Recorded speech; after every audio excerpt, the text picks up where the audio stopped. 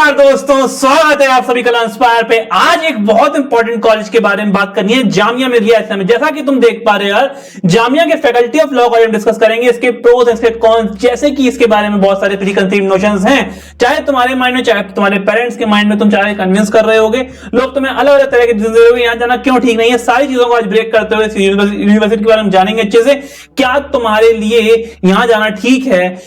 Actual reasons पे discuss करते हुए हम लोग देखेंगे कि तुम्हें लॉ की एजुकेशन अगर एनल्यूज में नहीं मिल पा रही है तो क्या तुम्हें सेंट्रल यूनिवर्सिटीज एक अच्छी अपॉर्चुनिटी प्रोवाइड कर रही हैं, चाहे पीएचयू हो, चाहे एएमयू हो, चाहे इलाहाबाद यूनिवर्सिटी, चाहे जामिया।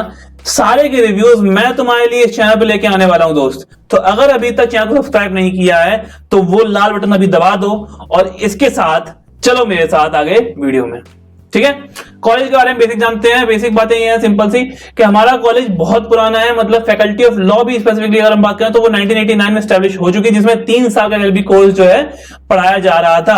अगर मैं बात करूं इंपॉर्टेंट जो हमारा 2002 और 2003 की बात है, इसमें फर्स्ट बैच आया था हमारा बीएलएलबी का।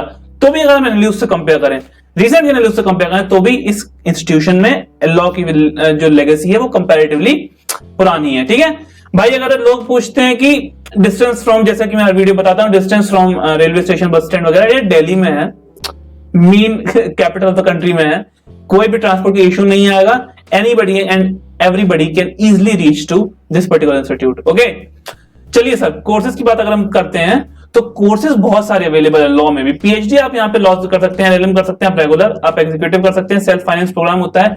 अगर हम बीए एलएलबी जो कि हमारे मेन फोकस का कोर्स है उसमें आते हैं तो 2 तरह की एलएलबी होती हैं, जहां पे एक तरह से आप पढ़ाई तो सेम ही कर रहे होते हैं, थोड़ा आपको एक में सेल्फ फाइनेंस में थोड़ा पैसा खुद से ज्यादा देना होता है, यहां पे सरकार आपको फाइनेंस कर रही होती है तो आपकी फीस थोड़ी कम लगती है, बस इतना अंतर होता है। बात समझ रहे हैं?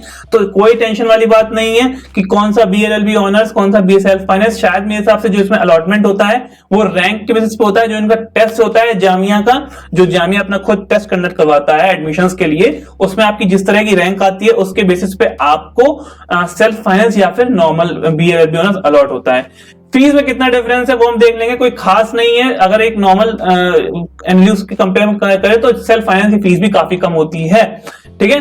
चलो देख लेते हैं यार, फीस स्ट्रक्चर देख लो यार। फीस स्ट्रक्चर सिंपल सा है कि हमारे बीएलएलबी ऑनर्स और बीएलएलबी सेल्फ फाइनेंस का देखेंगे हम, केवल 10-10 सेमेस्टर दोनों में हम पढ़ेंगे, 60-60 बच्चों के बैच होंगे दोनों के, और 10,000 रुपए मात्र।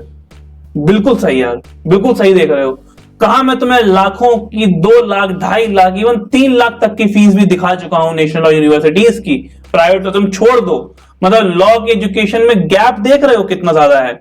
मतलब एक जगह 5 से 6 लाख रुपए, एक जगह मात्र 10,000 रुपए साल का, वो तुम्हें देना पड़ रहा है बीएलएल। और अगर तुम बात करो तो सेल्फ फाइनेंस भी करना पड़े भाई, तो कितना, 40,500 रुपए। I know this is a very heavy amount for some people, but if we compare with other institutions, तो यहां पे एक बहुत ही मिनिमल अमाउंट में एक अच्छी एजुकेशन प्रोवाइड हो रही है, एक अच्छे इंस्टीट्यूट का नाम मिल रहा है आपको। सर मैं बोलूंगा कि ये 2 इतने बड़े फैक्टर्स है ना कि और कोई कुछ भी कह रहा है, इन चीजों को ध्यान में रखते हुए आप अपना डिसीजन जरूर लेंगे, क्योंकि एक्चुअल आरओआई क्या है, रिटर्न ऑन इन्वेस्टमेंट आपका क्या है, वो मैटर करता है। आपने लॉ सीखने में कितना पैसा डाला और लॉ सीख के आपने क्या इन्वेस्टमेंट, आपने रिटर्न निकाला, ठीक है।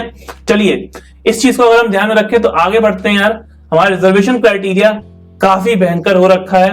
मुस्लिम कैटेगरी, जैसे कि आप जानते हैं, एक माइनॉरिटी इंस्टीट्यूट है जामिया हमारा, इसमें हमारी मुस्लिम कैटेगरी के लोगों के लिए अच्छा खासा रिजर्वेशन है। तो मेरे मुस्लिम भाई बहनों के लिए एक बढ़िया सा आपको मैं कहना चाहूंगा कि आप अच्छे से ट्राई करें, आपके इस इंस्टीट्यूट में होने के चांसेस काफी सही हैं और आपको अपॉर्चुनिटीज भी यहाँ पे काफी सही मिल रही होती हैं। तो अपने रिजर्वेशन क्राइटेरिया को आप यहाँ देख सकते हैं, ठीक है सर। आगे देखने की बात करते हैं कमिटीज इस कॉलेज में अच्छी खासी हैं। यहाँ की कॉलेज का कुछ स्ट्रक्चर समझाता हूं तुम्हें। चलो देखो यार, जामिया मिलिया इस्लामिया एक बड़ी यूनिवर्सिटी है, यहां पे लगभग 30,000 बच्चे एक इंस्टीट्यूट के अंदर पढ़ते हैं। 30,000, हाँ सर बिल्कुल 30,000। कहने का मतलब यह है कि यहाँ पे इतने सारे कोर्सेज हैं, इंजीनियरिंग से लेके, जर्नलिज्म से लेके, आर्ट से लेके सब कुछ, और सब सबके एग्जाम्स अलग अलग होते हैं और बच्चे आते हैं, बड़े से बड़े लेवल तक की पढ़ाई यहां पे हो रही होती है, सब में पीएचडी, सब में मास्टर्स लेवल, सब में ग्रेजुएशन लेवल, बहुत सारे बच्चे इस एक इंस्टीट्यूट में दिल्ली के अंदर पढ़ रहे हैं। पूरी फील्ड समझ पा रहे हो? तो ले चलो इससे कंपेयर करते हैं किसी एक नेशनल यूनिवर्सिटी से। वहां पे तुम एक इंस्टीट्यूट के अंदर पर्टिकुलर अपने फील्ड में यानी कि लॉ में बीएलएलबी, बीबीएलएलबी डिफरेंट हो सकते हैं, लेकिन अपने ही लॉ के बच्चों के बीच में पढ़ रहे होते हो, तो वहां पे तुम्हारा एक स्कोप जो है वो कहीं ना कहीं एक्सपोजर का लिमिटेड हो जाता है। वहीं दूसरी ओर इस जगह की सेंट्रल यूनिवर्सिटीज में आपके पास वेज होते हैं इंटरैक्ट करने की इतने वाइड होराइजन के बच्चों से, नंबर एक। ठीक है, अब इसको दूसरी तरह देख लो, ज्यादा बच्चे हैं तो कहीं ना कहीं आपको इंडिविजुअली राइज करने के लिए, इंडिविजुअली परफॉर्म करने के लिए बहुत ही अपॉर्चुनिटी शायद कम मिल पाए कंपैरेटिवली। ठीक है, अब देखो जहां तुम एक लॉ स्टूडेंट हो एनएलयू के, तो तुम्हें वहां पे अपने ही तरह के बच्चों के साथ मैक्सिमम इवेंट्स में पार्टिसिपेट करने का, एंजॉय करने का मौका मिलता है। वहीं दूसरी ओर अगर तुम इधर आ जाओ तो यहां पे अगर हम फेस्ट और इस सब चीजों की बात भी करें तो इस तरह समझो कि हर एक कॉलेज, चाहे वो इंजीनियरिंग हो, यहां पे फैकल्टी ऑफ लॉ जिस तरह से, ऐसी faculty of engineering, faculty of art, जिस तरह जो जो अलग अलग फैकल्टीज होंगी वो अपने फेस्ट कराएंगी, ऐसे ही लॉ भी अपना एक फेस्ट कराएगा। तो all through out the year आपको उनके फेस्ट में, उनको आपके फेस्ट में एंजॉय करने का एक अच्छा मौका मिल रहा होता है। बात समझ पा रहे हो?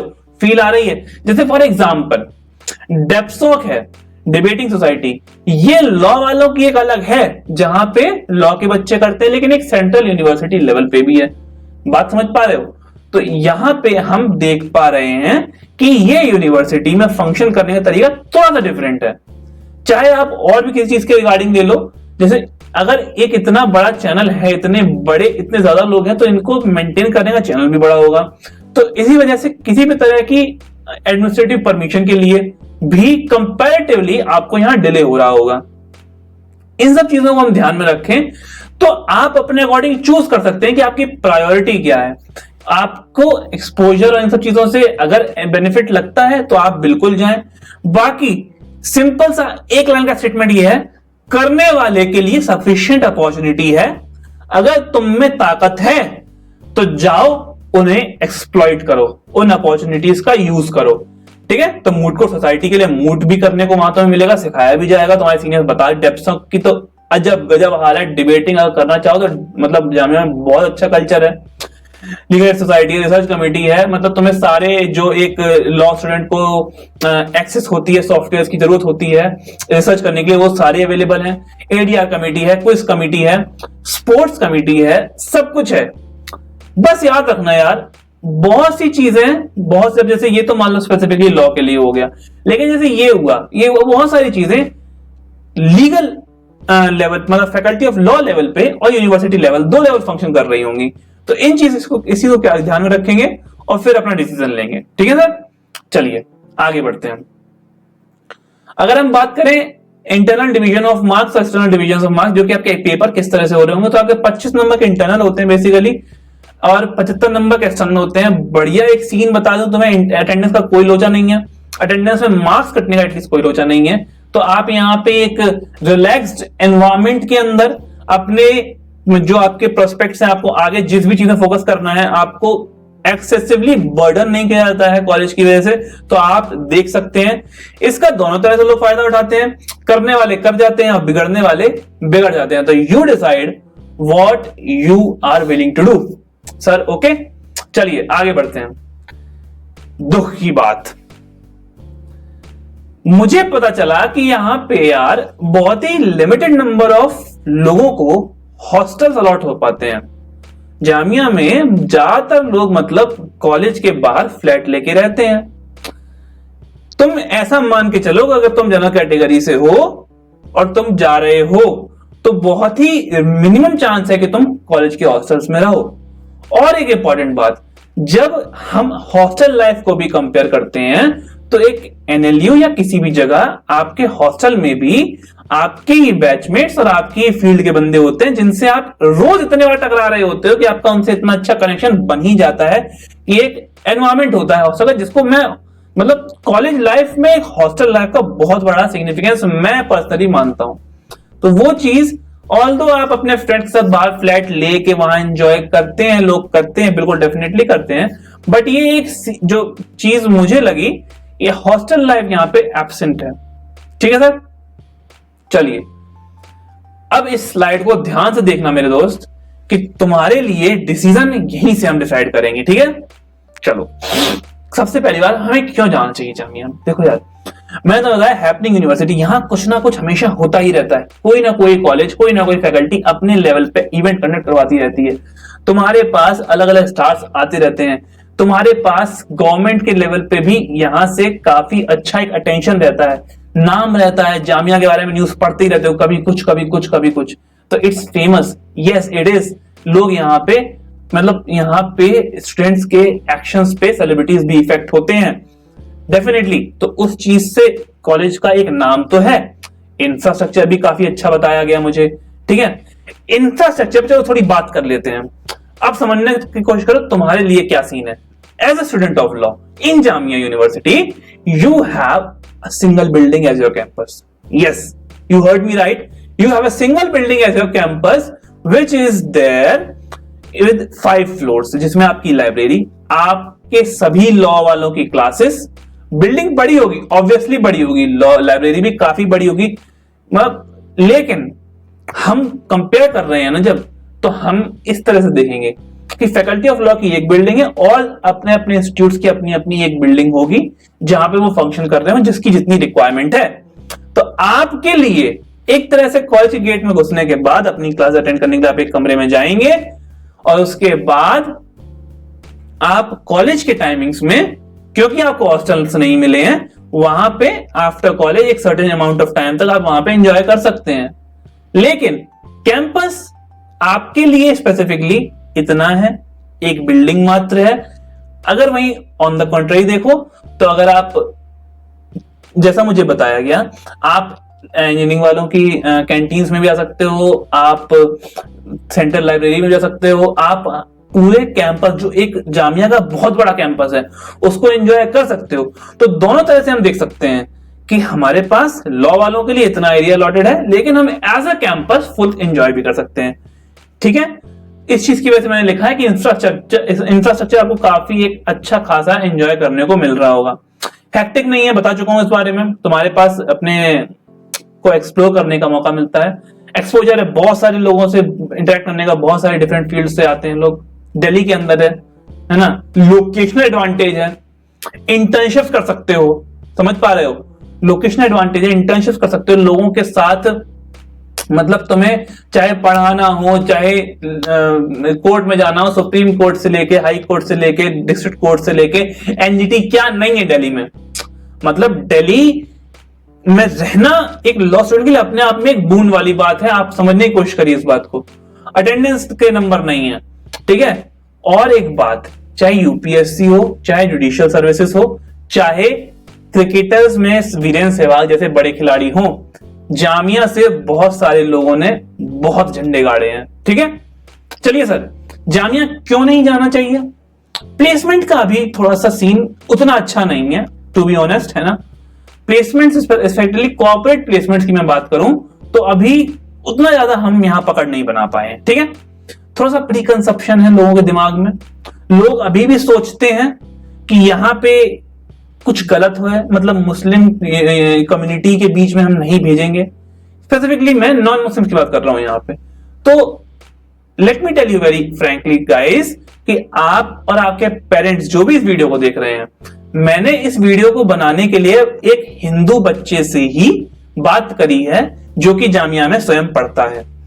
तो उसका प्रॉपर यही कहना था कि यह सिर्फ एक भ्रम है, यहां आके आपको एहसास तो होगा कि आप मुस्लिम लोगों के बीच में हैं, बट यहां हम कोई धर्म गुटबाजी करने नहीं आते हैं। इस वजह से यहां पे आपकी एजुकेशन में, आपकी डेवलपमेंट में किसी भी तरह से वो एक हिंड्रेंस नहीं बनेगा। क्लियर हो यार? तो ये प्रीकंसेप्शन हटाने की कोशिश करिए। आई नो मेरी इस एक वीडियो से कुछ नहीं होने वाला, बट हाँ इंडिविजुअल लेवल पे लोग एक्ट कर सकते हैं। चलिए अगर हम बात करें रिजर्वेशन की, तो थोड़ा सा रिजर्वेशन ज्यादा है दोस्त, है ना। इसकी वजह से क्राउड की क्वालिटी, जो कि एक इंस्टीट्यूट की एक बहुत इंपॉर्टेंट चीज होती है, वो इफेक्ट होती है। इस चीज पे हम ध्यान देंगे।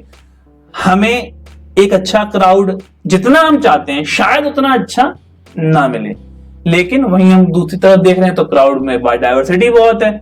तो आप डिसाइड कर सकते हैं इस चीज के बेसिस पे कि आपको ये चीज भी हैम्पर ज्यादा नहीं कर रही होगी। क्राउडेड है थोड़ा, इंडिविजुअल फोकस में भी बात हो चुकी है इस बारे में हमारी, है ना। और कैंपस भी हम बात कर चुके हैं।